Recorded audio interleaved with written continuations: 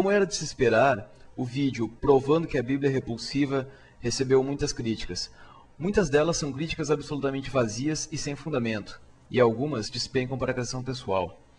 Mas a maioria das críticas que tinham alguma substância caem basicamente em 4 categorias. Os que diziam que os trechos são citados fora de contexto, os que diziam que o contexto histórico não estava sendo considerado, os que alegam que a lei do Antigo Testamento só vale antes de Jesus, e aqueles que dizem que falta exegese e hermenêutica. Vejamos o caso dos que dizem que os trechos são citados fora de contexto. Notei que quase sempre o crítico nem sabia o que é uma expressão fora do contexto. Por isso darei um exemplo. Vejam essa frase de Charles Darwin, retirada de seu livro A Origem das Espécies. Soa como se Darwin duvidasse de sua própria teoria. Essa frase é muito usada pelos chamados criacionistas e pelos defensores do chamado design inteligente. Ambas teorias que buscam derrubar a teoria da evolução e restabelecer o papel do Deus cristão como criador. Entretanto, na sequência do texto, vemos que a citação de Darwin é falsa. Isso é que é retirar um trecho de seu contexto. É quando você pega uma frase cujo sentido é refutado dentro do próprio texto, ou quando você cita apenas parte de uma linha de raciocínio, ignorando a conclusão final. Mas os trechos da Bíblia não se encaixam nesse perfil. Quando eu pedia para que me fosse mostrado como o trecho estava fora de contexto, a resposta era invariavelmente a seguinte: você tem que considerar o contexto histórico. O argumento era de que a época de Moisés era uma época mais primitiva e que coisas como escravidão e machismo eram consideradas normais e aceitáveis. Isso é falho em pelo menos 3 pontos. A Bíblia é tida como a palavra de um Deus onisciente.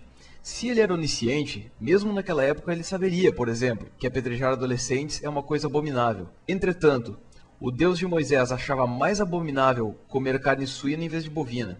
Além disso, esses versículos continuam sendo usados em épocas bem recentes.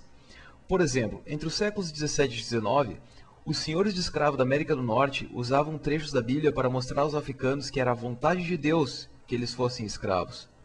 Ainda hoje, o Levítico é usado para justificar o ódio aos homossexuais. E se aqueles trechos repulsivos são destinados a um povo primitivo, então não valem para a nossa época e não deveriam estar na Bíblia. Se fosse mesmo um livro destinado a um povo primitivo, a Bíblia deveria ser apenas uma curiosidade para estudantes de história, não um guia moral válido para os nossos dias. Isso apenas reforça a mensagem final do vídeo. Um livro tão repulsivo não tem lugar na nossa sociedade. A terceira alegação é de que a lei do Antigo Testamento só vale antes de Jesus. Isso esbarra em pelo menos 2 problemas.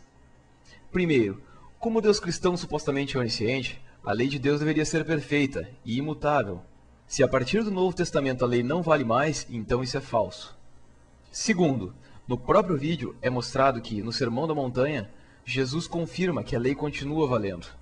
A última alegação é de que não sou qualificado para criticar a Bíblia, pois não sou um conhecedor da exegese, hermenêutica e outras disciplinas. Ou seja, não estou fazendo a interpretação correta da Bíblia.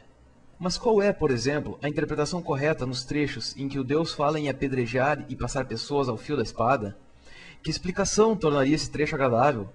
Quando pergunto isso, normalmente a resposta volta às questões anteriores sobre contexto histórico e validade das leis.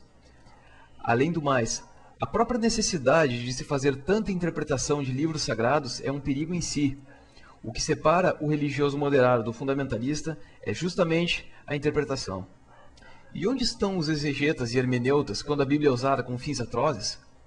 Onde estavam para dizer que escravizar outros povos era errado?